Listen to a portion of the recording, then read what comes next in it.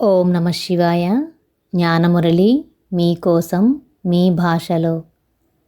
జ్ఞానమురళి 30వ భాగము. అందరం శివబాబా స్మృతిలో చదువుకుందాము. నేను ఈశ్వరీయ విద్యార్థిని. శివబాబా నాకు టీచరు. బాబా నాకు సద్గురువు. నేను మాస్టర్ సద్గురువును. ఏదైనా ఒక విత్తనం నాటిన తర్వాత అది మొలకెత్తి చెట్టుగా పెరిగి కాయలు కాస్తుంది. అది కాయగా ఉన్నప్పుడు తింటే రుచిగా ఉండదు. పండుగా మారాక తింటే చాలా రుచిగా ఉంటుంది కదా.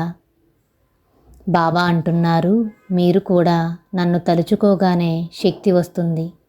ఈ శక్తి వినియోగించి శ్రేష్ఠ కర్మలు చేస్తున్నామా, వ్యర్థ కర్మలు చేస్తున్నామా అని పరిశీలించుకుని చేయండి. ఇప్పుడు శ్రేష్ఠ కర్మలు చేస్తే ప్రత్యక్ష ఫలము ఇస్తాను. కొంతకాలానికి పదమాపదం ఇస్తాను. మేము ఇప్పుడు సేవ చేశాము, మాకు వెంటనే గౌరవం కావాలి, సన్మానాలు చేసి కిరీటాలు పెట్టుకోవాలి అని ఆలోచిస్తున్నారు. కాయగా ఉన్నప్పుడే తినేస్తున్నారు. పండు తింటే ఆ మజానే వేరు కదా. ఒకసారి చెట్టుకు కాయ తెంచుకుని తిన్నాము అంటే భవిష్యత్తులో పండుని తినే అవకాశం కోల్పోయినట్టే కదా.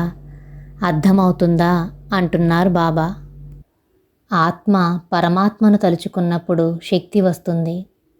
బుద్ధి స్థిరంగా పెట్టి సద్గురువుగా నా సలహా తీసుకుని పరిశీలన శక్తిని, నిర్ణయ శక్తిని వాడి కర్మలు చేస్తే శ్రేష్ఠ కర్మలు చేయగలుగుతారు. నన్ను తలుచుకుంటే మీకు శక్తి వస్తుంది.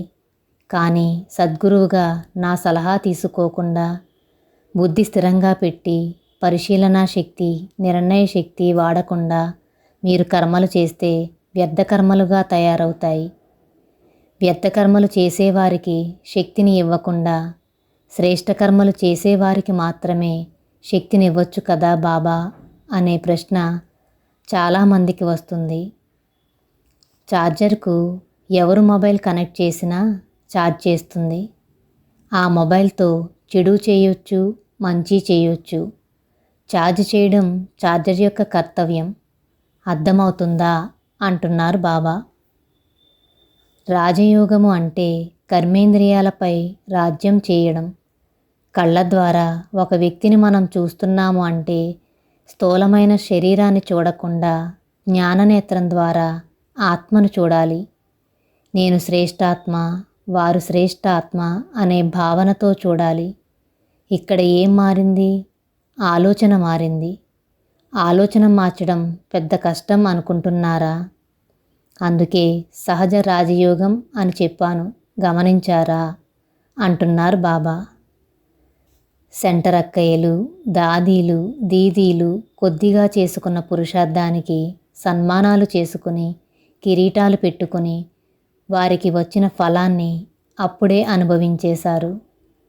ఈరోజు 1000 రూపాయలు సంపాదించి మొత్తం ఈరోజే ఖర్చు చేస్తే రేపొద్దున చూస్తే మన దగ్గర ఏమి మిగులుతుంది చెప్పండి? చెట్టుకు కాయగానే తెంచుకుని తినేస్తే పండును తినే అదృష్టం కోల్పోయినట్టే కదా. ప్రత్యక్ష ఫలంగా అతీంద్రియ సుఖం అనుభవంలోకి రాదు. ఇప్పుడు మీరు శ్రేష్ఠ కర్మలు చేస్తే కొంతకాలానికి మీరు చేసిన దానికి పదమాపదం వస్తుంది. నా నుండి శక్తి తీసుకుని వ్యర్థ కర్మలు చేస్తే దుఃఖం, అనారోగ్యం, అశాంతి కూడా పదమాపదంగా వస్తుంది. అర్థమవుతుందా అంటున్నారు బాబా. శివబాబా ఇస్తున్న వరదానం, సదా రాజయోగి భవ. ఓం నమ శివాయ.